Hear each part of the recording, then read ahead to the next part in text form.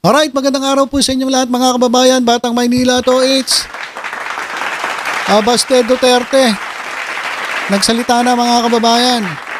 At meron siyang banat dito kay Vice Ganda.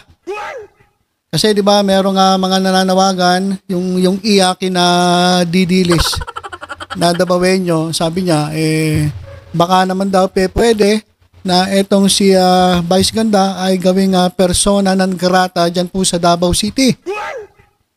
Yun yung sabi nung iyakin na didilis mga kababayan. Pero sabi ni Baste Duterte, ito sumagot si Baste Duterte. Wala daw persona non grata. Sabi ni Davao City Acting Mayor Rodrigo Duterte II na walang mangyayaring persona non grata. At sabi niya na Davao City Council ay focused sa mga polisiya na nagbibenepisyo sa mga Dabawenyos. Hindi niya raw papansinin itong cheap antics for clout ni Vice Ganda. So, ibig sabihin, papansin lang daw etong si Visceral, mga kababayan. So, baliwala lang kay Baste. Sabi, wala siyang pakialam dyan.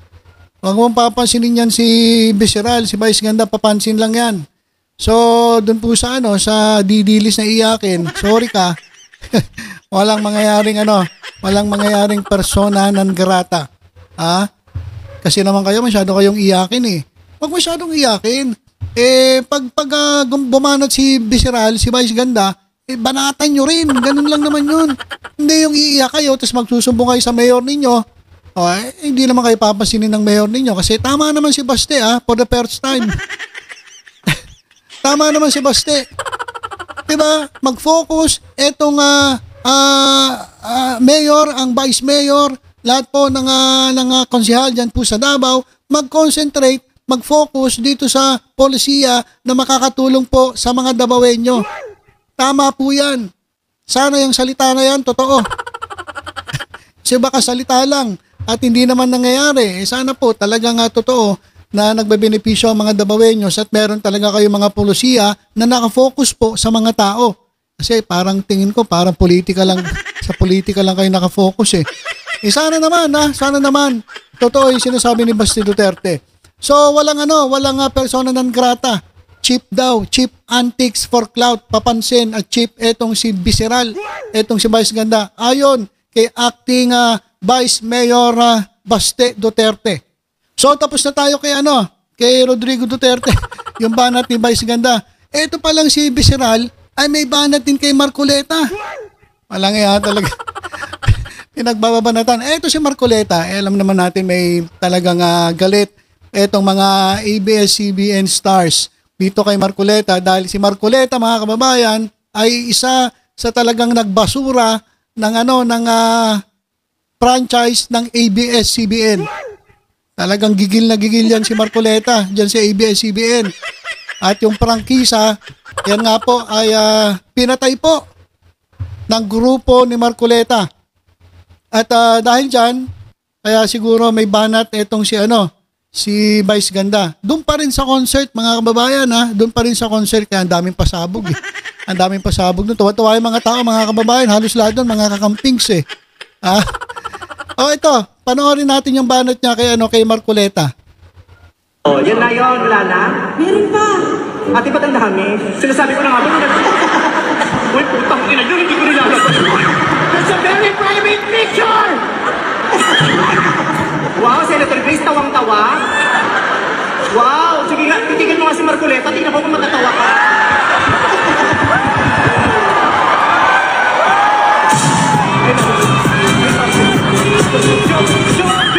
Joke lang, yun pala ako nagsisorry na ako. I'm sorry.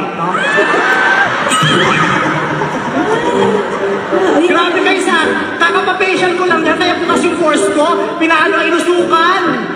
Ate, grabe kayo, mula sa internet yan, nasa phone ko yan. Kaya ayaw ko nakikipag-video ko lang sa'yo, ini-screenshot mo. Pag nakatamay ako sa bahay nila, sa alas 4 na, sasabihin niya, bakla, sila, patanggalin mo na yun, tayo lang naman na. Tapos natanggalin ko, tapos painumin niya ako na kung ano-ano, may nakikitok, pinipicture niya.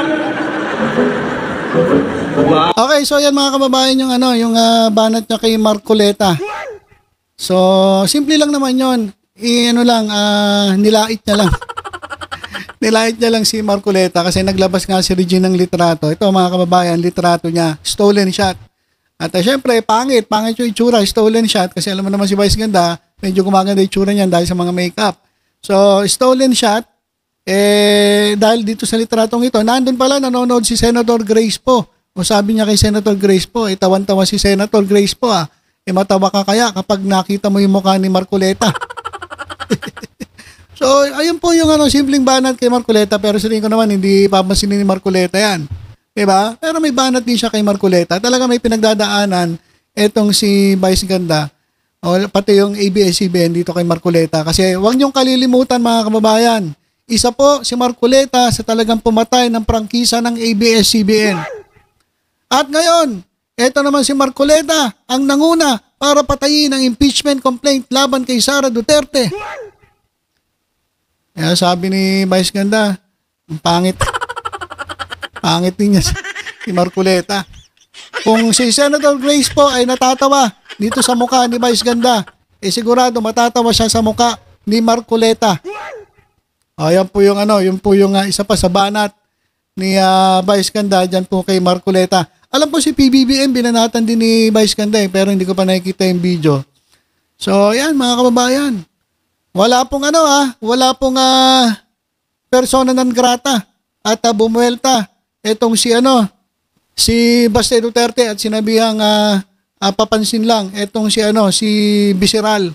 At dito naman sa banat ni Vice Ganda kay Marcoleta, wala pa tayong naririnig na sagot galing dito kay Senator Hopia. Grabe pinatay niya yung prangkisa ng ABS-CBN, ngayon pinatay naman niya yung impeachment complaint kay Sara Duterte. Ano naman kaya ang susunod na gagawin nito ni Marcoleta? At ito pa mga kababayan, bilang kaliwanagan lang kasi ang di ba ang balita ang nawala sa mga subscribers, followers ni Vice Ganda sa kanyang Facebook page ay 1 milyon. Hindi naman daw totoong 1 milyon. Kasi ang total, ito mga kababayan sa ating screen, pinost to ni kaibigan nating Takeru. Ang kanyang followers ngayon ay 19,822,416. So, ang nawala lang po ay 120K. So, kasinungalingan, yung sinasabi ng mga didilis na 1 milyon ang nawala.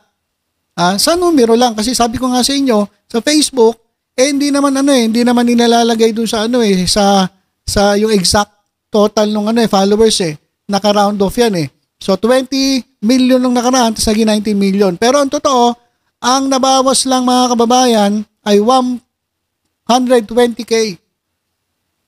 So 20 million minus 19.82 so 120K lang yung nawala. So ibig sabihin 120K lang yung mga didilis. Kala ko, dami nyo. Sabi nyo, marami kaya milyon-milyon. Sabi ni Kibuloy, 7 million daw mga miyembro niya. Wala pala, 120K lang pala kayo Nayayabang ninyo. Ayan ito mga kababayan, basta DDS talaga, tanga at bobo. Si Takeru may sabi niyan, hindi ako basta DDS talaga, hilig lukoy ng sarili. So, hindi po totoo na nawala ng 1 milyong followers si Vice Ganda. Ang nabawas lang ay 120,000. Ayan lang po ang bilang ng mga didilis na makikita ng mga utak na kasing liit ng dilis ang pag-iisip. Kaya, ng kwento-kwento na na 1 milyon daw ang nawala, hindi po totoo yun Hindi po totoo yun. Fake news. Mahilig po naman talaga sa fake news ito mga trolls. Mga trolls ng DDS So ilan po muna mga kababayan, summary, wala pong persona non gratang mangyayari, ayaw ni Baste kasi seryoso raw sila sa trabaho. Parang totoo. At sabi niya kay Vice Ganda, papansin lang. At doon sa banat naman kay Marcoleta, pag tiningin naman talaga ang mukha ni Marcoleta, matatawa kayo Totoo naman sinasabi ni Vice Ganda So, abangan natin kung ano sasabihin ni Marcobeta tuloy, ni Marcoleta. Okay? So, ilan po muna mga kababayan, tutok-tutok lang po dito sa Batang Maynila to. Sa iba pang updates, ingat po tayong lahat. God bless po.